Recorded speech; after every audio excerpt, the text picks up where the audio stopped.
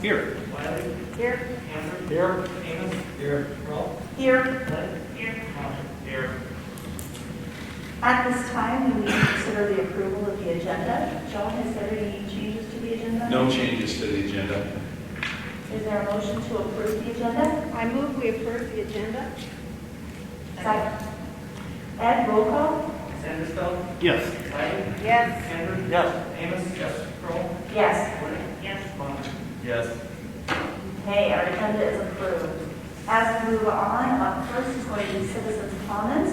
We've got two speakers tonight. The first one, I believe, is Sierra. Would you like to step up to the podium and introduce yourself?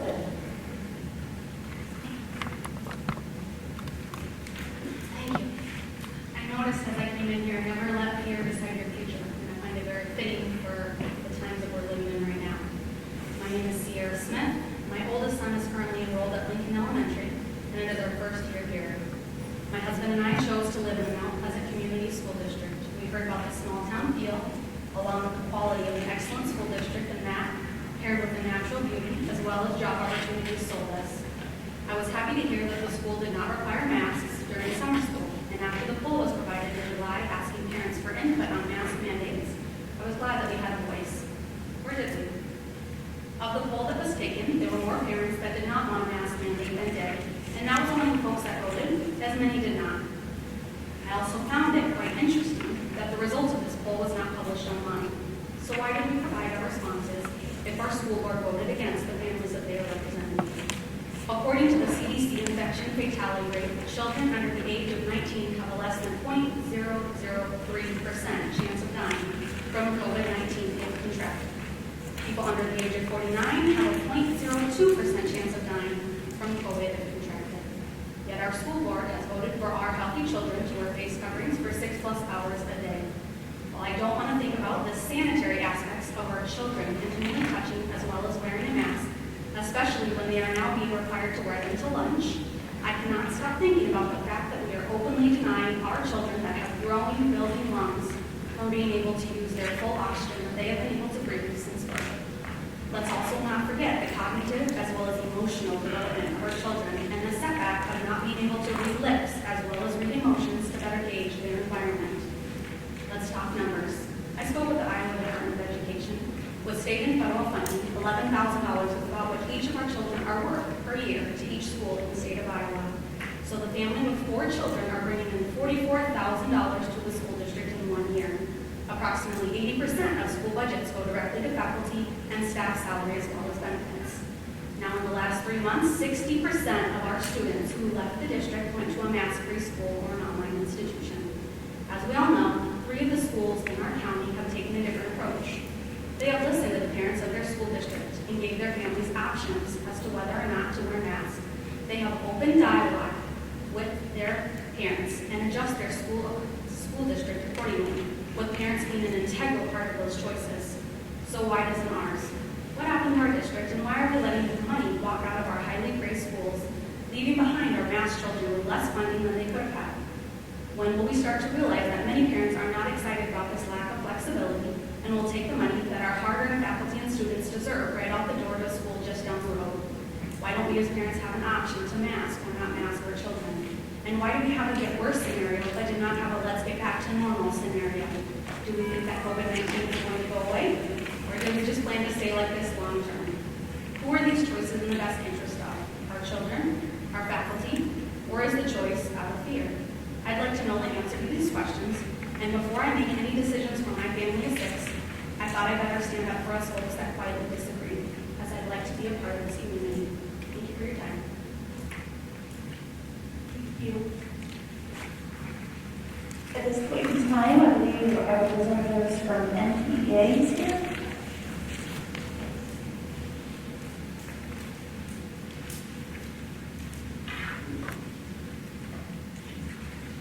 Good evening, and thank you for your time. I'm Molly Emerson, and Lottie and I are here to represent our union teachers who are involved with online teaching. We surveyed our teachers to find strengths and weaknesses after conducting an online teaching survey and after teaching for 1 quarter. These are the online students who have fragile health It does not include our quarantine students. There are 3 things we would like you, as a board, to consider as you make decisions to move forward with online learning. Please consider having teachers from every level to be included in decision making. The reason for our request is because we as teachers carry out your decisions. Number 2, the model that we as a district choose to move forward with needs to address standards in the order our curriculum presents so that students, when they return, are ready to learn with their peers. And 3, we would ask that there be continual, timely communication with teachers about grading, program expectations, student return, etc. Now, we have tried to break down the survey into the most pertinent information, so Lottie will do this or go over this as I pass it out to you. Mr. Higginson, could I please use your online? Your phone. You do it. Okay, thank you.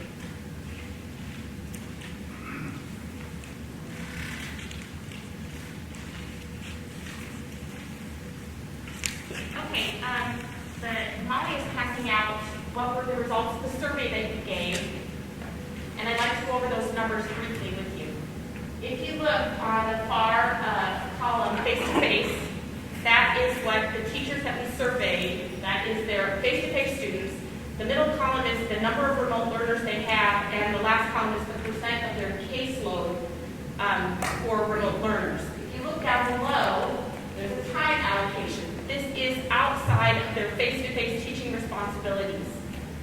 The high school had 8 hours per week that is spent on their remote learners. Middle school had 8 hours a week spent on their remote learners, and elementary had 18 hours a week spent on their remote learners.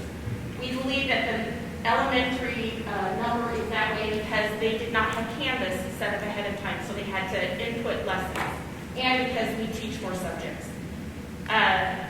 These, again, are of those numbers that are surveyed, and they do not include those students who are quarantined on a 14-day monitor.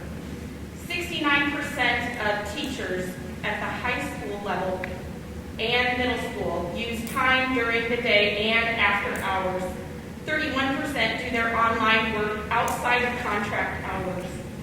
Our time management plans below are how each level helped their teachers manage this responsibility.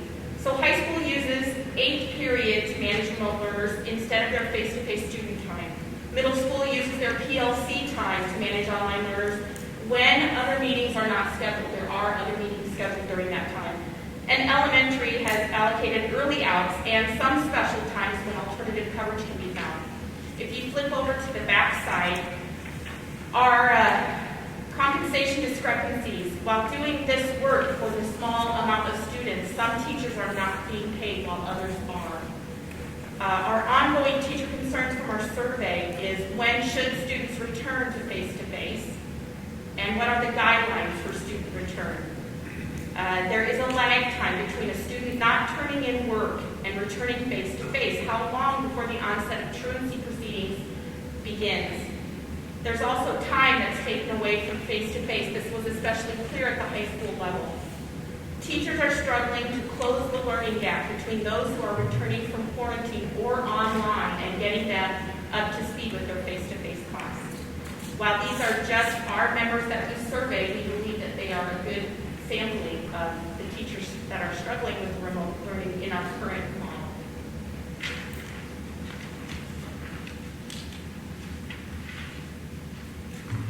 We know that we've given you a lot of information, but in closing, we know that we are building a ship as we sail it because of COVID and online learning. But for the sake of our students and staff, we can't let the boat sink.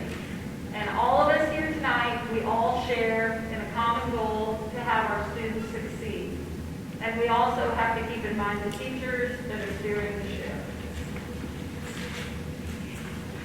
Thank you.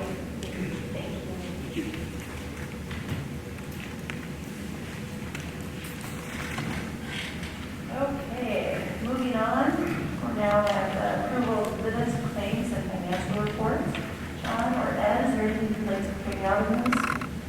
I was going to point out a couple of things to you that you might not normally see. One was, if you saw, there was a bill from Lagra Learning, and most of you probably know we went online with our Spanish 3 and 4 this year, so that's what that is for. The bill for our students are in Spanish 3 and 4. And then there was a bill from Southeastern for just over $23,000. Those were our dual credit courses. So those are the two that stood out to me. Ed, did you say anything? No. Oh. At this time, I will entertain a motion to approve our minutes, claims, and financial reports. So moved. Second. Any last minute discussion? If not, then I will ask Ed to do roll call. Sandy Phil. Yes. Wiley. Yes. Andrew. Yes. Amos. Yes. Crowell. Yes. Lynn. Yes. Lauder. Yes. Okay. So those are approved. Moving on to reports, we have an instructional report from our Director of Instruction, Ms. Warren, tonight. 5 minutes, right? Yes. No, 5 minutes. 4 now. 4, okay. Oh, sorry.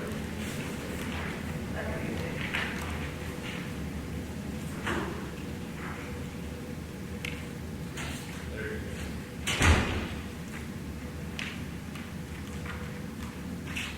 All right, I feel like it's the companies that speaks really, really fast. We did a lot of our PBIS supports for the 8-day. Shelley Laws is time for today, and she's at a record for these meetings, so I will try to remember. So tonight I'm going to talk to you about something we call SABRES. And SABRES is a social emotional behavioral survey that we are giving the teachers and students are taking in our district. So this PowerPoint I'm giving credit to is Dr. Feinhardt and Shelley, who helped formulate and give us some perspective on what SABRES is and why we're doing it. You have a copy of the PowerPoint for you to find too. So SABRES is a part of our screening system for social emotional learning, and it's in what we use for our elementary-based literacy FAST. You get that, I talked about that before. But it's a part of that suite of assessments. It plays a big part of our MTSS system, and that is that we talk about the requirement that we have learning for our students in the social emotional realm, and we want 80 to 90% of our students in that core instruction. Some of our students struggle, and that would be tier 2 and tier 3, and that's the yellow and the red. And you need an assessment to kind of get numbers on that. Well, that's what SABRES is it plays into that information. A part of the overview with any sort of social emotional learning goes back to our days in undergrad school, high school psychology classes, Maslow's hierarchy of needs. We know that students need their physiological needs met before, and their safety needs met before we get to that higher learning ability. What do we have that tells us that they are ready to learn other than paying attention to their emotional well-being and their social well-being? So that goes back to the research and studies in our psychology. So SABRES is a social academic and emotional behavior screener. And you remember when we talked about screeners over-identify and give us just a broad brush of information. They're used universally. I'm going to continue to go down. This is just an overview of what it is. It's a 19-question survey that teachers take on behalf of their students and grades 2 through 12 take online. You have at the back of your packet, I'm not going to go over it, the actual questions both the student and the teachers review for this. They are then looked at the behavior risks and problems. There are 6 questions related to that. Emotional risk has 7 items, talks about sadness, fearfulness, etc. And then we get scores. What the scores look like, 30 seconds, are this. We then have total behavior, we have students identified in different areas, and we can then look at this as a grade. This is, I think, kindergarten. We can say what color, how many more colors do we see in one area or not?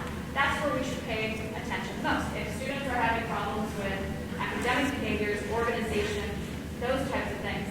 can take our morning meeting time, our community circle time, and work on those skills. That's it in a nutshell. Questions?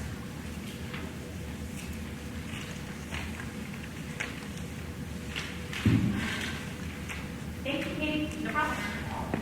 That was good. All right. I'm 30 seconds late, sorry.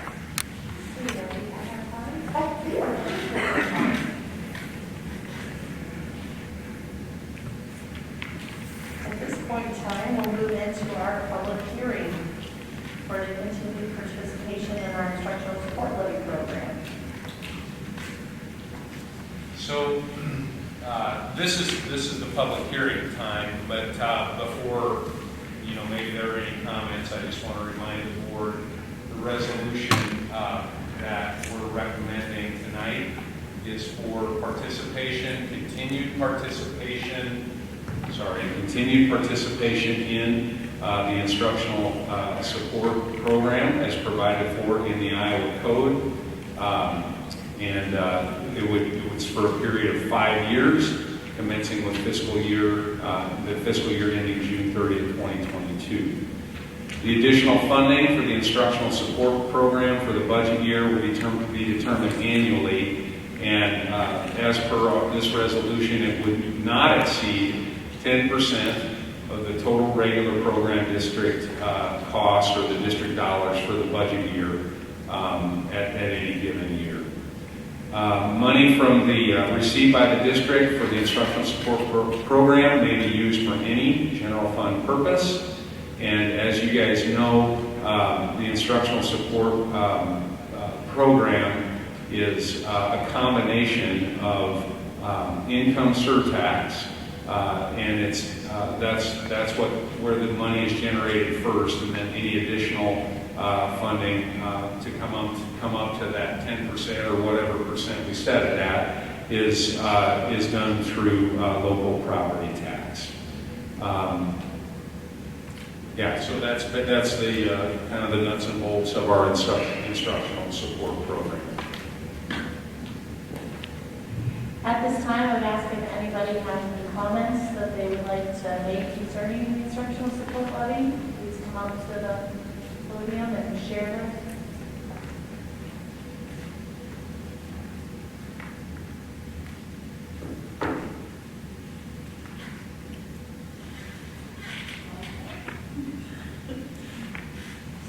See, none. I would say that would, at this point in time, close our public hearing for the instructional support levy program. We'll then move on to our superintendent's report. Okay, I just have a few items that I want to share with you. The first one is the convention information, and I think after our committee meetings, I think I have the information that I need from you for the annual convention. So I appreciate that, and we'll get those registrations in. What I do want to do is I want to go over our certified enrollment for August of 2020. As you guys know, the count date is the first school day in October. And so we did our count date on that day, and then you actually certify the enrollment on the 15th of October. So we did that on the 15th. We worked, Cindy Smith does such a great job. She works hard with all the local districts to make sure we are counting kids correctly, kids, and make sure what their home residence is. So she puts a lot of time and effort into that. So I want to go over here. You board members, you have the certified enrollment for the region in your packet, and I know that's so small there, but I'll try and make it a little bit bigger. And you can certainly go online. This is online if you would like to look at it. But what this does, or what this is, this spreadsheet, it shows certified enrollments for area school districts from 2018 over to this fall, 2020. And so I'm going to scroll down here to Mount Pleasant, right here in the middle. And the first column is from 2018 and then the second column is from 2019, and then this is the year that we are in right here, which is 2020, October of 2020. And let me scroll back up here and show you, this is the October 2020 enrollment. So the number of students that you certified, or the weightings of students that you certified. And we're going to break this down here in just a little bit in the next document that I have for you. But in 2020, you can see here, this was Mount Pleasant. 1,858.4 was the number that was certified, or number of certified students. And if the corresponding number to a year ago was 1902.8. So you can see that we're down a number of students. It's just over 44 students, and we'll look at that in just a little bit. This number here, the 1866.6, I'll scroll back up here. This is the number of students served in the school district. And so you can, that's total number of students served. They might not be resident to our school district. Those might be open enrolled kids. So let me scroll back down here, and you can see the number 1,866.6, and a year ago it was 1,935.7. So we're down both in our certified and our served number. And these are the percentages over here. We're down in the certified just over 2%, 2.3% number, and this the served number shows that we're down just over 3.5%, 3.6%. Okay, and then this final column over here shows the 5-year trend on served students. So we're down just over 9% on a 5-year. Okay, so I want to scroll down and just show you when you at the bottom here. These are the totals for the entire AEA, the entire region, the Great Prairie AEA region. And you can see if you go to this column here, if I can get those on the same, they're certified and served. You know, a year ago, the certified number was 34,290 in the AEA region, and this year is down to 32,251. And then the served number was 34,001. And the served number over here is 31,382. So again, down in both of those areas in served and certified and served. This is the this is the yearly trend for the AEA. So down almost 6% and over 7% in the certified and in the served. And then finally, this is the 5-year trend for the AEA on served students. It's down 10%.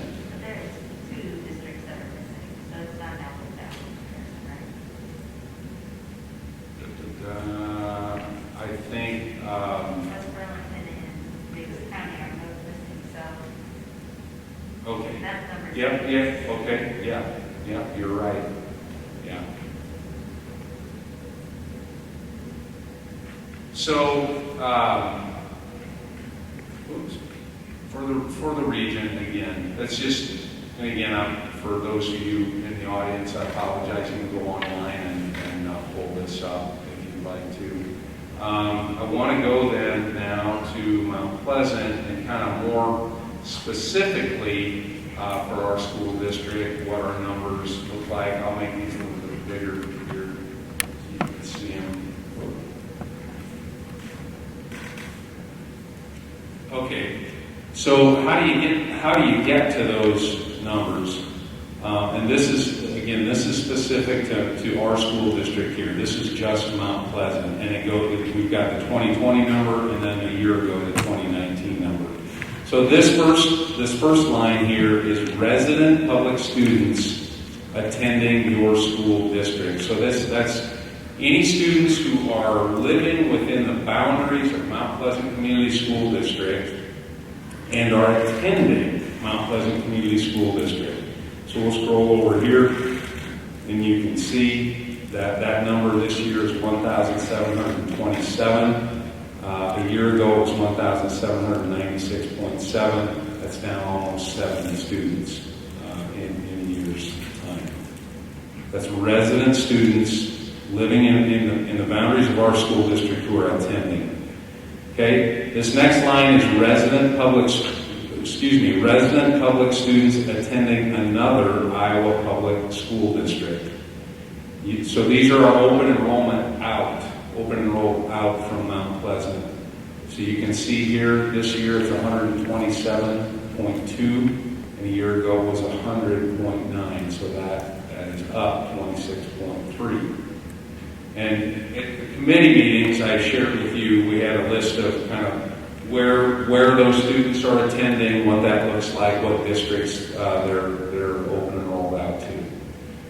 Okay, the next line down is non-public shared time and CPI students who are dual enrolled for district classes. So this would be our own resident students who are attending perhaps they attend a Christian school, perhaps they're homeschooled, and they dual enroll for classes in Mount Pleasant. And so the weighting for that this year is 4.2. The weighting a year ago was 5.13, so that's down just a little bit. We have one, it looks like one student who's probably taking who is taking a PSEO post-secondary enrollment option class. I'm guessing that's from Wesleyan, and that's what that number is, that weighting is right there at 0.04. So you add those up, and that's how you get the certified number, 1858.4. So it shows we're down in our certified enrollment 44.37 students. So we'll just finish it out here.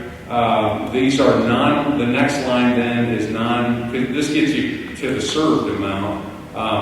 The non-resident public students attending your school district, this is open enrolled in. So our open enrolled in students this year, 135.4. A year ago was 133.8. And then the next line here is pre-K 4 students attending your statewide voluntary preschool program. So this is our preschool program, and you got to remember now these are weightings because we have each one of these each one of the students for the statewide voluntary preschool is 0.4.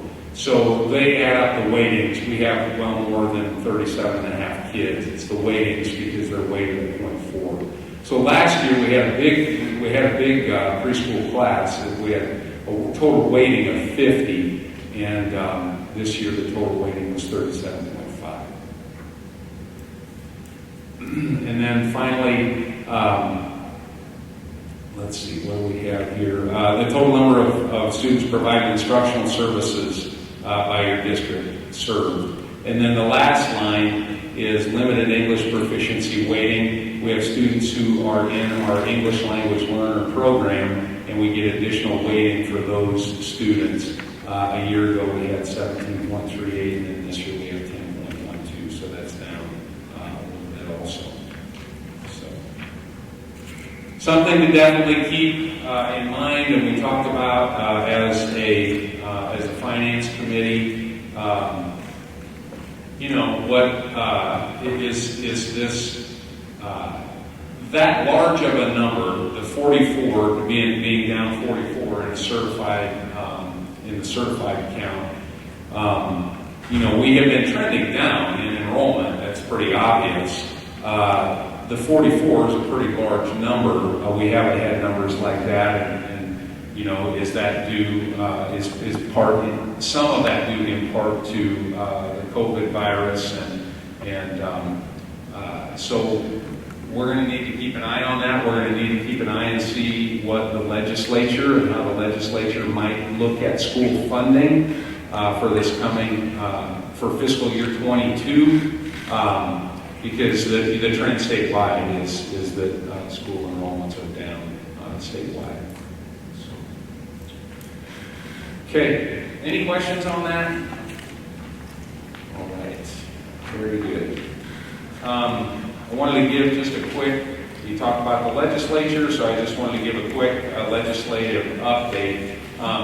Obviously, the legislature is not in session, but we are able to kind of get a feel for what's happening with our legislators based on some of the conversations that our lobbyists are having, the lobbyists who work for the education groups like School Administrators of Iowa or rural schools of Iowa. So we had a superintendent's meeting on the 21st of October, and we talked about a number of things that school districts are doing. And we had this conversation the other day in our site committee, also our policy committee, and because we're going to look at our return to learn plan here in a little bit. Most school districts are allowing the use of facilities by outside groups at the same level of instruction, the same level of instructional model that they have in place. So if people are face to face, then they've allowed outside groups to use the facilities with adherence to the protocols that districts have in place. And then they started to limit it with hybrid, and then if districts were going to remote, then the use of the outside groups using facilities was not allowed. Another thing that we talked about, again with finance, the revenue estimating conference in October is forecasting a slight decrease in fiscal year 21 of just about $18 million. And so it's not much, on a $7 billion budget. So that's, based on all the COVID things. I think that's a positive forecast. And then they're projecting a 4% increase for fiscal year 22, which would be fantastic. And I believe the revenue estimating conference meets one more time for the year in December, so they'll have another estimate for us. As I mentioned, enrollment is down statewide. There's been some discussion of one-time funds that the legislature may use for school districts, again, directly related to the COVID virus. And then this was something that we talked about in our policy committee the other day. And it has to do with remote learning, as was talked about tonight. Districts are considering policy on snow makeup days. This can be a district decision for up to 5 consecutive days. So if you had a snow day, you could potentially do remote learning and count that as a day.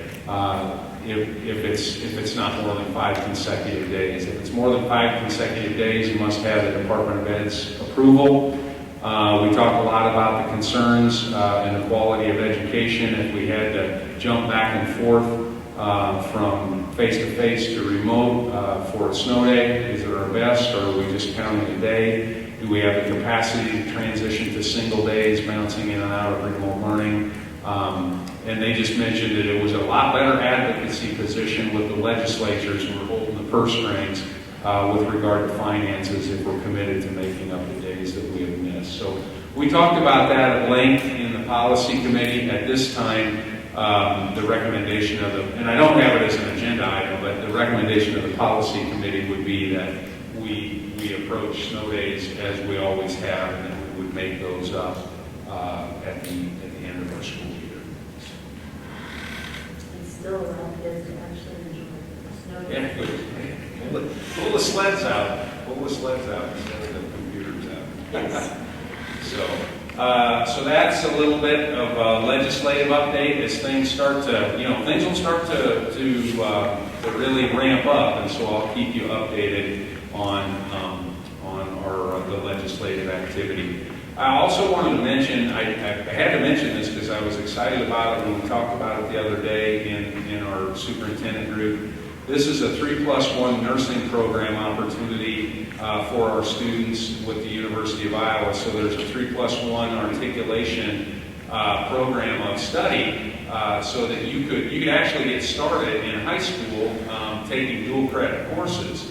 And you could start those courses in high school, and obviously they would be recognized by SCC. do 2 years at SCC and then a year at the University of Iowa and finish your BSN.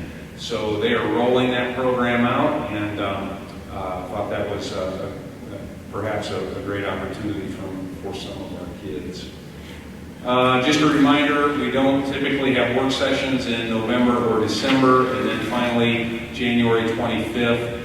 Make sure you have that on your calendar, because we do have the School Board Association is going to take us through a development session, either in person or via Zoom. We'll see how all of that goes, and that's the superintendent's report. Thank you, John. Up next is our board committee reports. You have a summary of those in your board packet. John, is there anything in particular you would want to point out? I don't think so. We kind of talked, we talked about, I think we already talked about most everything, and yeah, you got the notes, so happy to answer any questions if you have them. Is there anything any committee member would like to share on any of the committee meetings? Okay. Moving on then, up would be other board communication. Is there any other board communication that needs to be shared at this time? Good. I just have an update for remote learning, and we're looking at that with the high COVID numbers I've seen before I came. I saw that another school district is doing remote learning. So any discussion on that? Yeah. So we talked about that in our committee meetings as well. Our daily attendance rates for students remain pretty high. If you look at the data on the website, we're still all of our buildings are at 95 to 97, 98% attendance rate in our buildings. So that's great. That's a good thing that our kids are able to are not getting sick. We have had some instances at our buildings and kind of have had to work our way through with staff and filling staff positions. And in particular, the middle school has been kind of the most troublesome spot for us. We have a number of people out there. We have a number of people who are, a number of staff members who are finishing up their isolation or quarantine. We will have several of those back this week, and we've been trying to make sure we can effectively fill classrooms. We're very fortunate. A number of our paraeducators do have the substitute teacher authorization, and so we've been able to use the paraeducators who serve those classrooms. We've been able to use those to cover classrooms. So what I told the committee and what I told in our conversation with KILJ today was, as long as we can, as long as our attendance rates remain good, they remain strong, and as long as we can effectively cover our classrooms, then we intend to stay in a face-to-face model. We're ready, if we have to go to a hybrid model. That would allow us to spread out a little bit more, and so we're ready to do that if we need to. We've talked about what that we spent time last week talking about what that transition might look like. And we could do that at the elementary, we could do that at the middle school, we could do that at the high school, any one of those. We don't believe that would affect our system systemically if we went in just one of those grade spans, if we had to. So that's where it's at. That's where we're at with it right now. Follow-up, I guess, I was told today that the hospital is full. Has there been any discussion with that? I have not. Public health for the hospital. I know that was one at the beginning of all of this. That was one of our concerns. Is we want to make sure we have resources at the hospital. Sure. I would assume our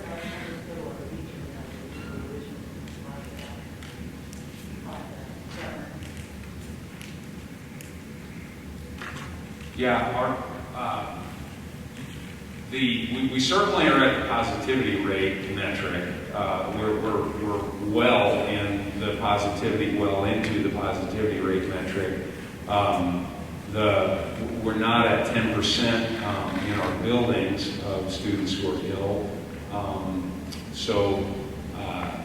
That has been our, and maybe you guys want to do something different. That's been our conversation is as long as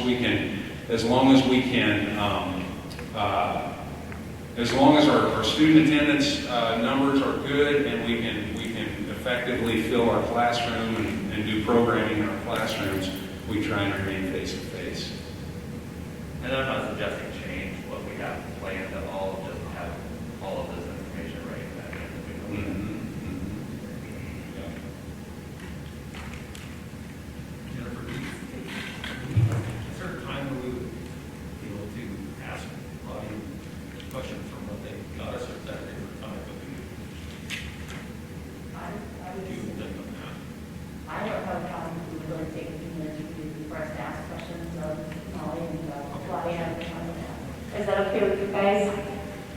Okay, thank you. Just on the back page, you put a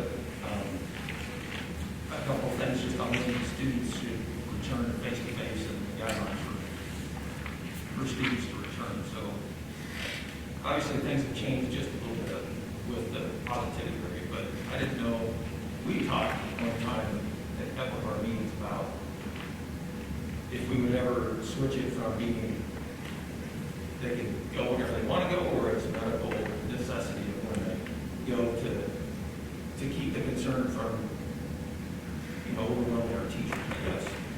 When do we look at that kind of a change, or what is our thoughts there for continuing things going? If things were to slow down, when do we say, okay, we're not, everybody has to come back face to face unless you have a medical necessity? And then we know how many, I think we talked about that once, how many we have that are medical necessity and how many aren't. We've talked about that a number of times, I'm going to, Katie, you kind of work with those numbers pretty regularly, if you want to grab the mic or not. But we've asked that same question, Willie, on if things did, slow down and looking at a second semester. Would we be willing to say, unless it's a medical need, unless it's medically fragile, we're going to bring kids back? We've internally had that discussion a number of different times. Yeah. Definitely, and that's part of the data collection we've been doing ongoing. Why are kids going in or out? And we've been very hard and fast in saying if you've been a remote learner and you decided to come back, you're not going back and forth. I haven't had any students do that. I've had that request and it's been denied. Everything that we have as remote learners right now has to have medical documentation, has to have our contract signed. No, nothing short of that is even considered. In fact, even some of those that just say, handwritten doctor's note says my kid needs to go remote learning, it's not accepted. So we've been very, very hard on that. Our deadline to enroll in remote learning was August 24th. If there's doctors, and there have been a couple of very rare and extreme cases that the doctors have said the student needs to be remote, and you see that. You were wondering why they weren't remote in the first place. Those are the students who have gone back in, or have gone in the first time, did not gone back before. So that's our decision. Right, comes from the districts, not statewide. That's a good question. And the answer, so your question is, that's our decision locally if we wanted to bring remote learners back in. The answer to that is yes. There has to be provision, though, for students who are medically fragile, and that has to be documented by doctor's notice and notification. And then just some of these other concerns on the back for teachers.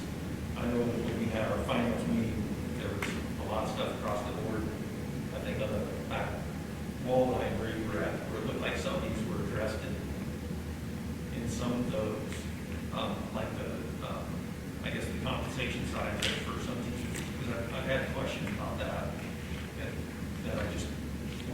see if that's, I guess, being addressed or how it's being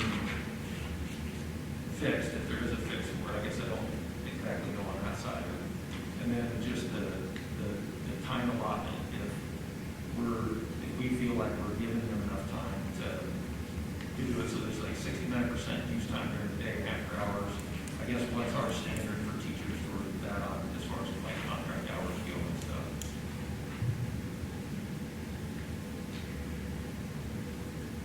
Well, yeah, I'm not exactly sure your question. We do, and we are, it's, as I've said, and I've said this a number of times, we realize that the model that we have right now to continue to do this at these numbers, it's not a sustainable model. If you remember, when we started this out, our plan was to serve medically fragile kids. That's what we were going to do, and that's how we put the model together. Was for additional time, additional compensated time for our specifically for our elementary teachers, because they didn't have their content in curriculum, and they were basically writing curriculum as they went along. And then the decision was made to serve all kids. And so we scrambled. We tried to recruit additional teachers to serve kids at that K-5 level. And there's no question, it's been a challenge. And we recognize that. We are looking at alternatives. We have a session this Friday. Katie, do we start at noon? Is that right? 11:45 is our first session, and I think 2 o'clock. So, yeah, so we're talking to 2 different vendors of online curriculum, online programs that it can be set up in a couple of different ways. You could use their teachers, or you could use their curriculum and support it with our teachers. And we want to make sure to get to you guys the opportunity to take part in that Zoom session. So that's this Friday. Edgenuity is one of the programs that we're going to talk to the vendors about, and then Edmentum is the other one. And then if you are interested in participating in Zoom, please, board members, let me know, and I'll make sure that you have those links. Okay, now I have a question. It seems like when we were first setting up which teachers got paid and which did not, the teacher that was preparing the content, in essence, writing some curriculum pieces that went with what was happening in class. And then in addition to that, working with the students online. That was the teacher who got paid. And then teachers who took that material and worked with the students one-on-one. They weren't necessarily going to get paid additional. That's the way I understood it. Is that the way it's being handled now, or is my memory fuzzy? And I would like the link on the Zoom. No, so the way it was originally set up was we additionally compensated elementary K-5 for their work on curriculum, and then they were all going to, when it was medically fragile, they were all going to have a handful of additional students that they were going to serve. Well, when we made the switch to serving, given that option to everybody, the numbers increased. And so at the elementary level, we did compensate in addition to those additional teachers that we recruited to work with, to work on curriculum tandem, the 2, I don't know, Katie, it's about 2 per grade level, and to work on curriculum and then to serve kids. And so at each grade level, so first grade, there's 2 teachers, and they split the curriculum. It's usually how they decided to do all of it, is one teacher took math and science, the other one took science and social studies. And so that would then serve those students at that grade level. Can kindergarten has 3 just because, well, we put kindergartners in who've never been to school and now they're online and they've never been to school. So there's 3 teachers supporting them with that higher connection to family and things that way. But the elementary is 2 teachers per grade level to serve that group of kids. And then secondary, 6 through 12, has a tech advisor that is compensated extra to make those connections and support that problem-solving process if there's issues with enforcement. But you're right. At the secondary, 6 through 12, those teachers who are the classroom teachers are supporting remote learning. They don't receive additional compensation, and we hired, I guess, the tech advisors, and when we initially set this up, we didn't have intention of additionally compensating all teachers because the content was in Canvas. The content was in, and I understand that we've had a lot of conversation about this. I understand that.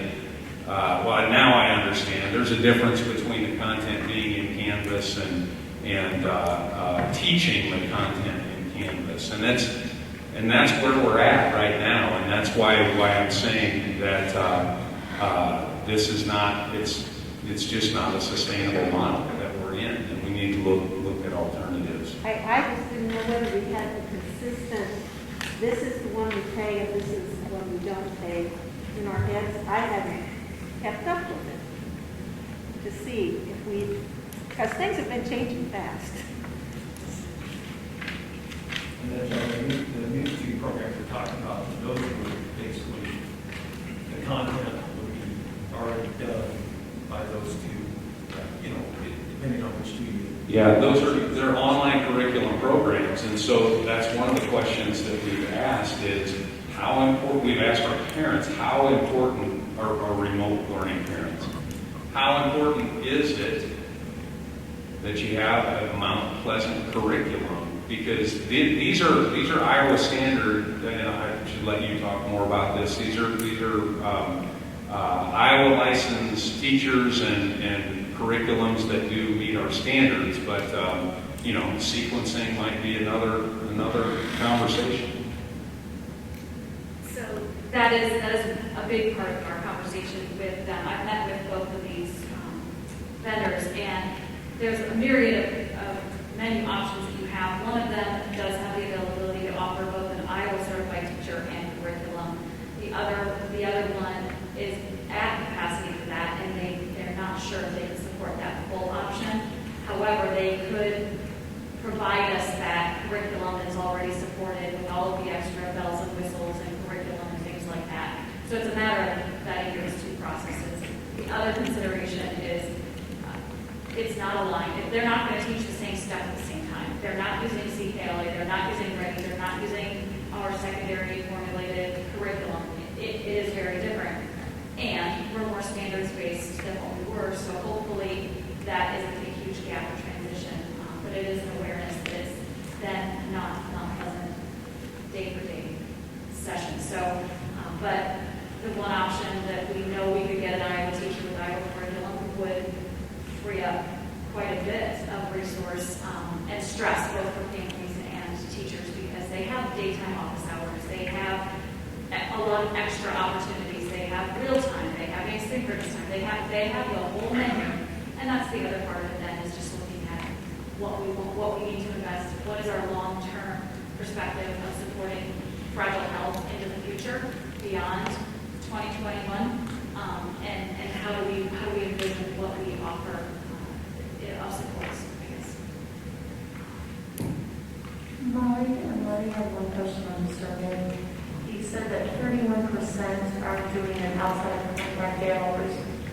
I'm curious, do you have any take on how that relates to before this? So what percentage of our teachers were doing their work outside of contract hours anyway? I don't think I could speak to that because that was not part of our question that we asked on the survey. I guess I want to quantify whether or not that percentage is a huge difference from what we've seen before, or was there still this number of people that were doing it outside of contract hours before? Well, I think the intent of this was to show that when you have, for example, the top one, you have 104 students, 5 of them are remote, 4% of your time, that's 4% of your caseload, and yet that takes 31% of your time outside of your job. So I don't know how much time the teachers spend outside of their contract hours. I think it depends on the teacher, and it also depends on the season of life that they're in. And remembering that this is above, we asked on the question, it's above and beyond what they used to do.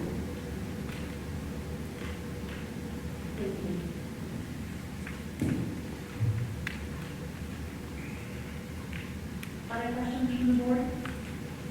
I only have one other comment to share. In my virtual parent-teacher conferences last week, I got several positive reinforcement on our mask decision to require masks. So several staff members did express their pleasure with that, and they were pleased that we can continue with that. And along with that, I heard about the commitment of the board to having face-to-face classes with, you know, the fact that we do in the mask mandate. I think that is why we are able to continue with the class that we've been able to. And so that was noted, I noticed with several and so. And then I'd just like to shout out that I would love the scheduling option for middle school and high school. We've heard that a number of times, and we'll continue to make that a you know, and likely technology, you know, a part of what we do. It seems like it helped our numbers, you know, at the secondary. Oh, that's good. I think it only doesn't work when you do those long pictures that don't stick to their library. I'll know for scheduling better next time. There you go, Angie, I agree with you there. Okay, if there's no other communication at this time, we'll move on to consent items. We have personnel and open enrollment, but I would just... Yeah, there is no open enrollment this month, just personnel. So, unless there's some discussion, I would entertain a motion to approve our personnel items. So moved. Second. And roll call. Sanderson. Yes. Wiley. Yes. Andrew. Yes. Amos. Yes. Earl. Yes. Lynn. Yes. Yes. Okay, at this time, we'll move on to our unfinished business. And up for consideration on our unfinished business is the resolution to continue participation in our instructional support levy program. You do have that information in your packet. So at this time, I guess I would ask if there's any last minute discussion from the board concerning it. Seeing none, then I would ask for a motion to approve our instructional support levy program. So moved. Is there a second on that? Ed, roll call. Sanderson. Yes. Wiley. Yes. Andrew. Yes. Amos. Yes. Earl. Yes. Lynn. Yes. Yes. Okay, so our instructional support levy is approved for the next 5 years. Very good. Yay! Moving on now to new business. Up first for consideration is some adjustments to our return to learn plan. Yeah, just a couple of things, and as I mentioned, we covered this in our committee meetings last week. So board members, you just have the highlights. You don't have the whole thing. You know, I wasn't gonna, I didn't think it was necessary to print out the whole thing again for you. But I did. What I did here is I got the entire document here and then highlighted these different parts. So our last edit would be then, if you approve this, would be as of today, November 9th. So I'll scroll down to the changes that we are looking at in our highlighted sections. So hybrid learning model building procedures. So again, this is not new information. We talked a lot about this. We originally had set up a plan where if we went hybrid, we would move kids to different buildings and different grade levels at different buildings. So we backed out of that and thought it through. So for our elementary grades pre-K to 5, as you know, all elementary building spaces will be used in grades pre-K through 5. No more than 15 students will be assigned per room. But everybody is staying at their buildings. Grades 6 through 12, the biggest difference here is 6th grade would be part of this rotation now, where they weren't previously. But grade levels will be divided approximately in half, done alphabetically into Group A and B. We're actually calling them maroon and gold, gold and maroon. So that 50% of enrolled students are in attendance on any given day. Group A and Group B will attend in person every other day, 5 days in a 2-week period. Every effort will be made so that students from the same family attend school on the same day.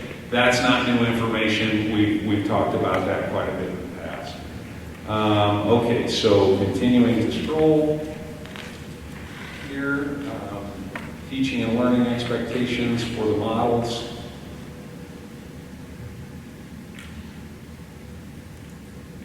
Get to my highlights.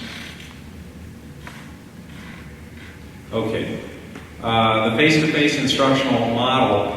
The original, it said just fragile health, and so we changed that. I did change that language then to reflect what we've been doing. Families will be given the option to access the required core curriculum in a remote learning option. So that's face-to-face. It's the same language in the hybrid learning model for grades pre-K through 6, and the same in grades 7 through 12. Families will be given that option.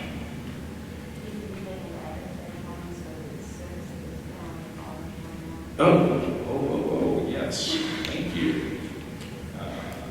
Okay. I'll make that correction. Thank you. Okay, and now the kind of the thing that we really talked about, because a couple of these things were addressed, but maybe not as specifically as we wanted to, or maybe they didn't give really the flexibility that we wanted. But for other related information, our visitors were always in other related information. And so the change here, non-essential visitors will not be allowed in the school buildings during the day. And this includes, but it is not limited to, volunteers, classroom guests, visits by family members, and lunch visitors. The language that we added was, exceptions may be made when deemed necessary by the building administrator.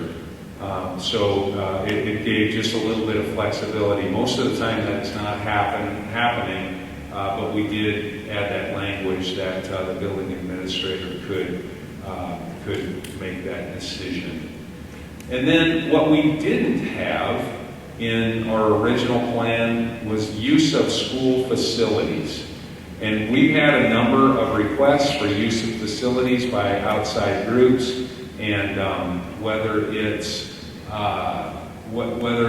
after school programming, whether it's traveling teams wanting to use, like a 6th grade traveling basketball team wanting to use a gymnasium to practice, any of those things.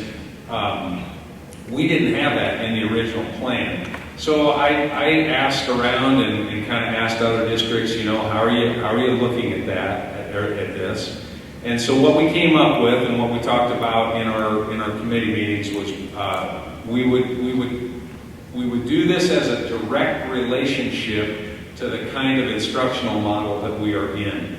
So when a face-to-face learning model is in place, outside entities will be allowed to use facilities for practicing and hosting events using transmission mitigation efforts consistent with district plans. So our mitigation efforts will have to be followed. When a hybrid learning model is in place, outside entities will be allowed to use facilities for practicing, but not for hosting events, using transmission mitigation efforts consistent with district plans. And then finally, when a remote learning model is in place, outside entities will not be allowed to use district facilities. And we added this asterisk on the hosting of events. Final determination of the use of school facilities for hosting an event will be made by district officials. Criteria will not be limited to, will include, but not be limited to, the size or the number of people at the event, the ability to social distance, the logistics of all of that, because we do host, there are different kinds of events, and we talked a lot about that, where you might be able to host one because the logistics allow it and allow for distancing, but you might not be able to host another one because folks are more, kind of on top of one another just because of numbers and the layout of the facility. So those are two things that we added, or that we went back through and changed. So the next thing, identifying close contacts for COVID-19 cases. Again, we have been practicing this for some time, ever since the protocols changed. And our nurses reviewed this, and so they went through and when the protocols changed, we took a look at this, and these are the protocols that we've been following since that time. Probably a month ago plus now, I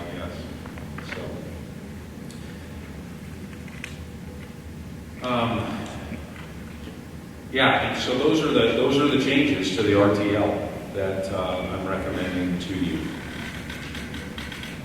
Is there any discussion concerning those?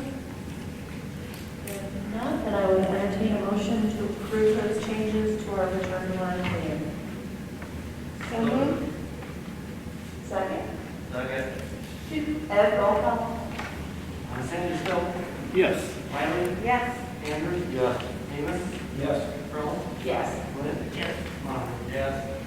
Okay, that approves our changes to our return to learn plan.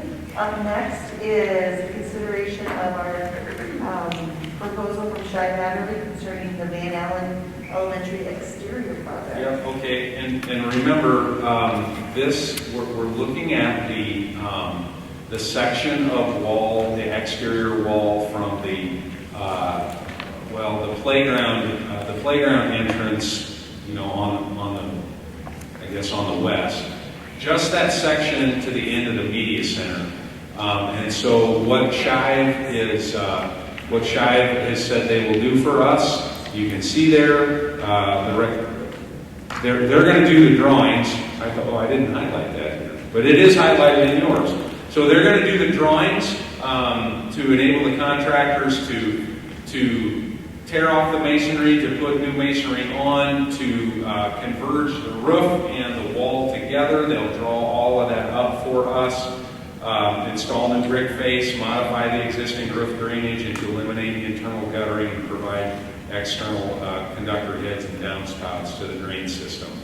The civil part of it, on the next page, they're going to install new drain piping into our existing pipe. They're going to do concrete work and make sure we have ADA-approved ramp on that side of the building. And make sure everything's drawn up so the contractors will be able to do that work. And then they have if we need them, they were willing to do anything else on an hourly basis. So the cost of that proposal, the cost of that work, $15,800. The thing about it to remember is the drawing of the wall and the roof, that will be able to be used, the rest of the way around that section. Would recommend it, and I think it's the recommendation of the site committee to approve the proposal. Any further discussion with the board?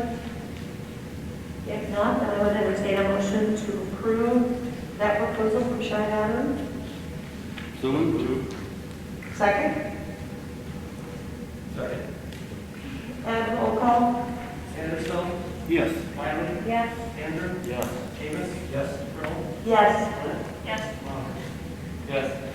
Okay, so we've approved the proposal from Shai Hatterley. Moving on now, we're going to address the second reading of our school board policy series 400, which is with our staff and personnel. Okay, so none of these, I'm happy to go over these if you want me to. None of the language has changed since the first time we looked at these. So I would recommend that you approve the recommended changes to the 400 series. Is there any questions from any board member concerning those changes? If not, then I would entertain a motion to approve. I move that we approve the recommended changes to the 400 series and the policy series. Thank you, Martha. Second? Second. Ed, roll call? Anderson, Yes. Wiley, Yes. Andrew, Yes. Amos. Yes. Earl, Yes. Clint, Yes. Maher. Yes. Okay. So that approves the second reading of that. Moving on then, we're going to be looking at modified supplemental growth or spending authority. Yep. Amount for open enrollment. That's for open enrollment out, yeah, on the fall 2020 certified enrollment. You have to pay open enrollment costs in the year that you receive, in the year that the students open enroll. But as you know, we don't receive the funding for those students until the previous year. So we ask for modified supplemental amount because we will be paying those bills. So the requested amount is $247,680. I recommend that you approve. Is there any discussion with the board on that? If not, then I would entertain a motion to approve that supplemental, modified supplemental amount. So moved. Second? Ed, roll call? Anderson, Yes. Wiley, Yes. Andrew, Yes. Amos. Yes. Earl, Yes. Clint, Yes. Maher. Yes.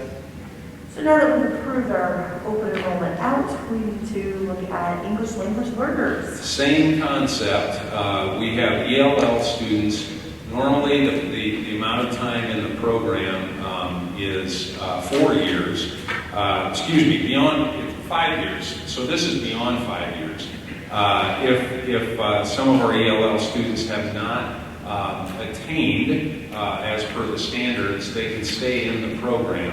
And so we have, you can see there the weighting, and we have a number of students who are doing that. So again, you have those costs in the current year, you get the funding for the next year. So I recommend that you approve $54,269 as modified supplemental amount for the ELL beyond 5 years.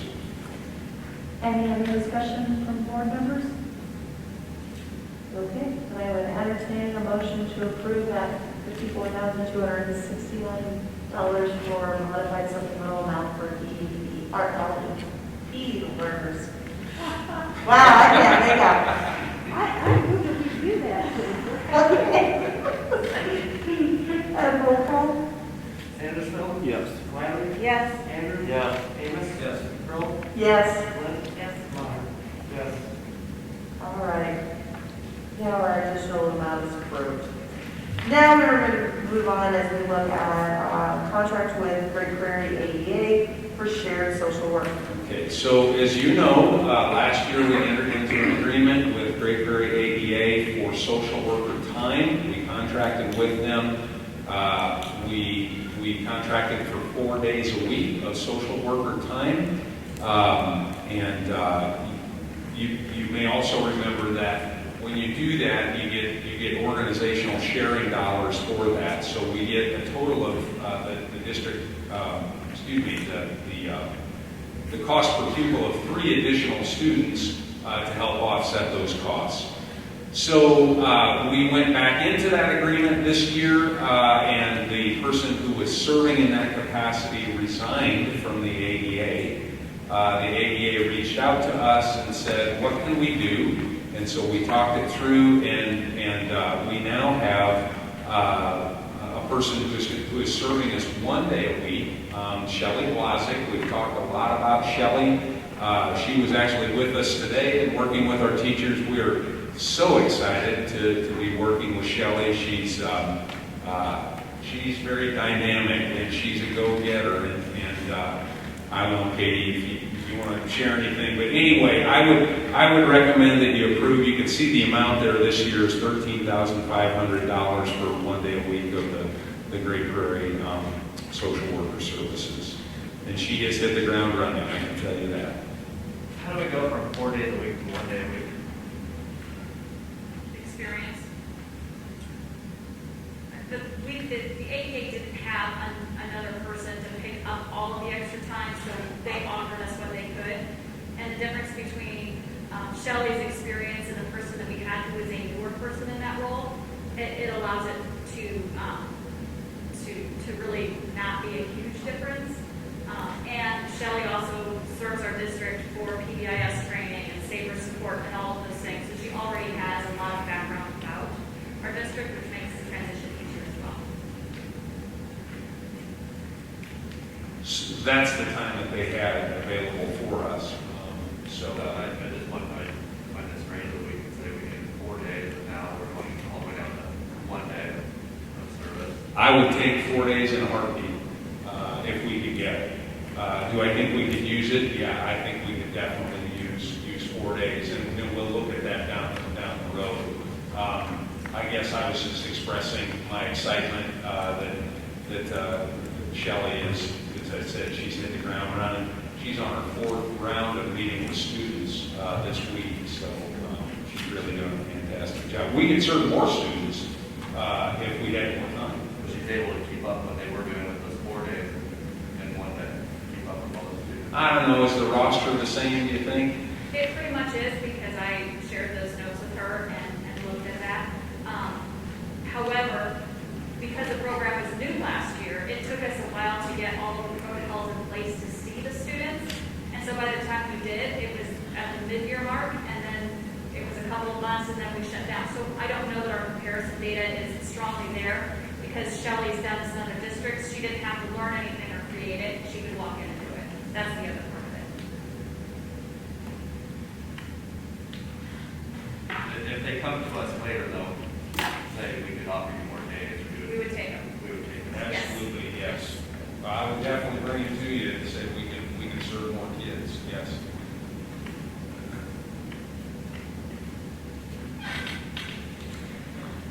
Any other discussion as we think about the contract for the three-career EA of the shared social worker? If not, then I would entertain a motion to approve that contract. So moved. Second.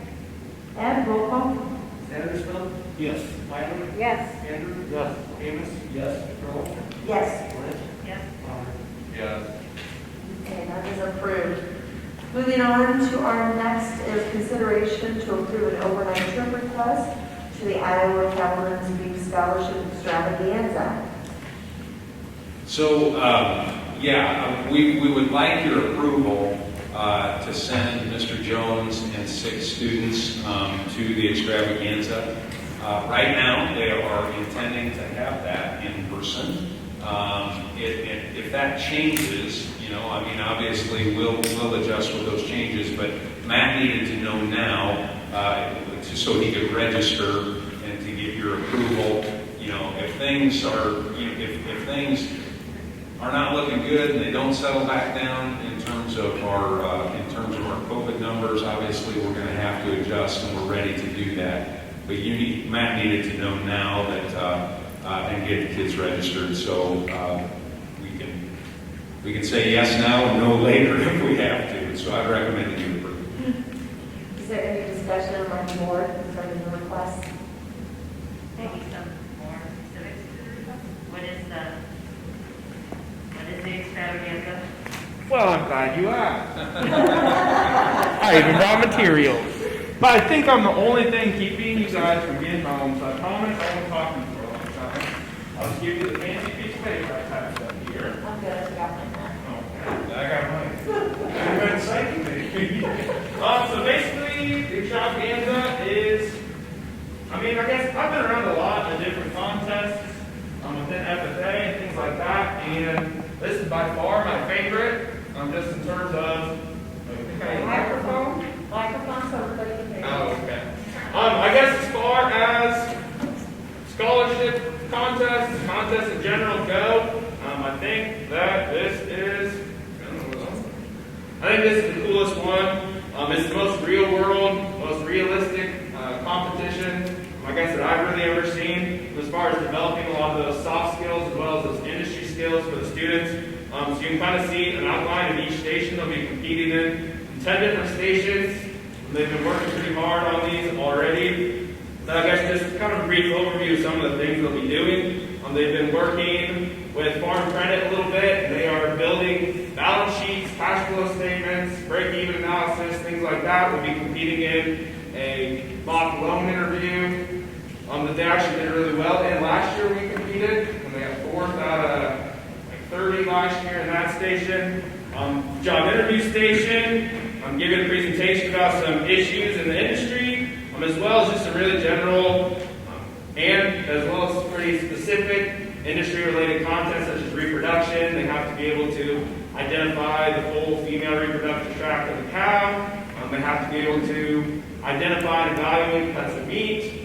They need to be able to sit down and essentially serve as a beef consultant with a judge.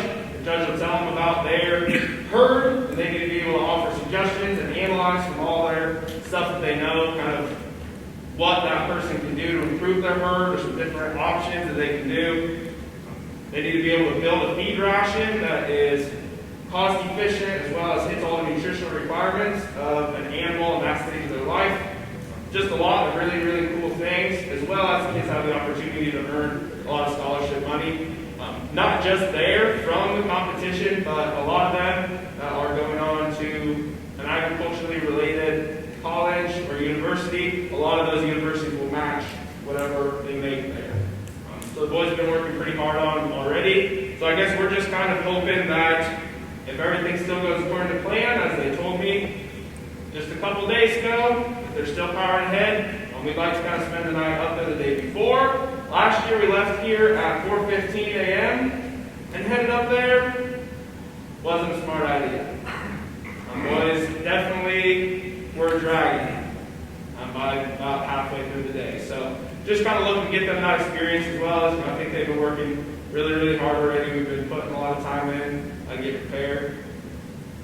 So yeah, thanks if you guys have any questions. I'd love to answer. How many did you take last year? Last year I took 3. So 2 of those 3, Mitchell Muhlock and Aaron Johnson will be going back up again this year, as well as another 4 boys. So also have Brendan Bender, Jack Shin, Thomas Schnicker, and Dalton Gardner.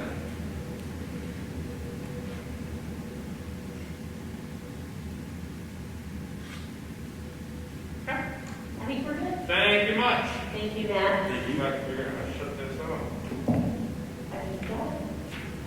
Okay, so then I'll this. I'll make a motion to approve. Thank you, Willard. Second? Second. Ed, roll call? Anderson, Yes. Lyman, Yes. Andrews, Yeah. Amos, Charles, Yes. Flynn, Yes. Bonner. Yes. Okay, so your overnight trip request is approved Thank you. with reconsideration before you leave. And with that, I will adjourn our school board meeting for tonight. And so for anybody who wants to make a short recording to thank veterans, let me get your video. It's a middle school thing. Okay.